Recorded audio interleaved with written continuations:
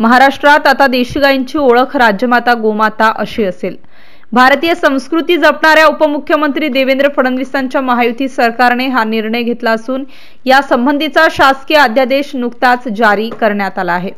महाराष्ट्रात देशी गायींच्या संख्येत वाढ करून त्यांचे संवर्धन करण्याच्या दृष्टीने देशी गायींच्या पालन पोषणासाठी व पशुपालकांना प्रेरित करण्यासाठी हा महत्त्वाचा निर्णय घेण्यात आला आहे। या अध्यादेशानुसार राज्यात देशी गायींच्या संवर्धनासाठी प्रति गाय प्रतिदिन 50 रुपये अनुदान देण्यात येणार आहे।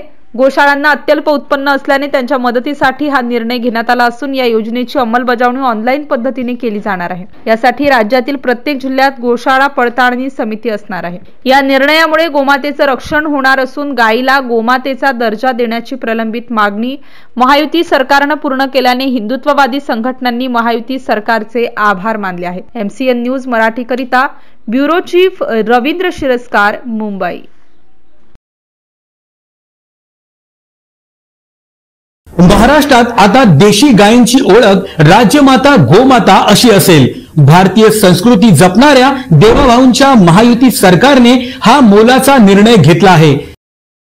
या संबंधीचा शासकीय अध्यादेश नुकताच जारी करण्यात आला आहे।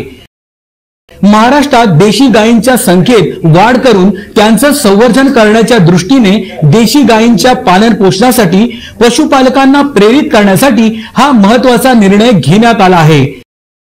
राज्यात देशी गायींच्या संवर्धनासाठी प्रति गाय प्रतिदिन 50 रुपये अनुदान देण्यात येईल। गोशाळांना अत्यल्प उत्पन्न असल्याने त्यांच्या मदतीसाठी हा निर्णय घेण्यात आला आहे। त्या देशी गायीचं संवर्धन झालं पाहिजे म्हणून हा दर्जा देण्यात आलेला आहे। आणि एवढंच नाही तर ज्या ठिकाणी पांजरपोळ आहे, ज्या ठिकाणी व्यवस्था आहे, अशा ठिकाणी देशी गायीच्या चाऱ्याकरता मदत करण्याचा निर्णय देखील राज्य सरकारने घेतलेला आहे। या योजनेची अंमलबजावणी ऑनलाईन पद्धतीने केली जाणार आहे।